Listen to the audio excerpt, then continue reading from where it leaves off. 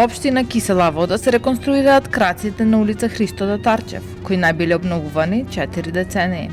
Градоначалникот Орси Георгиевски најави дека проектот опфаќа 3500 метри квадратни и е дел од пошироката програма за обнова на патната инфраструктура во општината.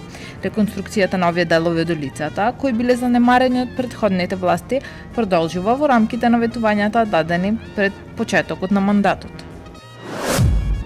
Градоначалникот на општина Центар Горан Герасимовски ги повика граѓаните да пријавуваат дупки на улиците. Општината досега реконструирала 17 улици и работи на две нови – Елисија Поповски и Блаже Тодоровски. Герасимовски нагласи дека точната локација на дупките ќе овозможи побрзо санирање. Општината ќе продолжи со редовно одржување на улиците за безбедноста на сите учесници во сообраќајот. Јавното предпријатие Комунална хигиена Скопје реализираше отстранување на голема дива депонија на булеварот Никола Карев и расчистување на помали депонии на булеварот Македонско-Косовска бригада во Топана. Одбраните локации беа подложени на континуирано одлагање отпад.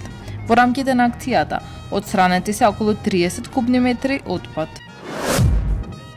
Општина Газибава повтор пат се приклучува на Европската недела на мобилноста.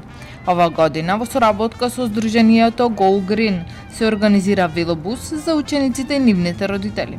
Градоначалникот Бован Стефковски истакна дека општината продолжува да поддржува користење на велосипеди преку субвенции, изградба на паркинг места и сервисни станици за поправка на велосипедите.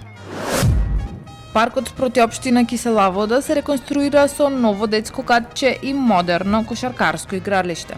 Градоначалникот Орце Георгиевски најави дека старите реквизити се заменуваат со нови, а реконструкцијата вклучува и обновување на кошаркарскиот терен за подобрување на јавниот простор и квалитетот на живот. Таму е Скопје, град мој љубав лише, што ми расуте сни. Вечно ќе ја сакам во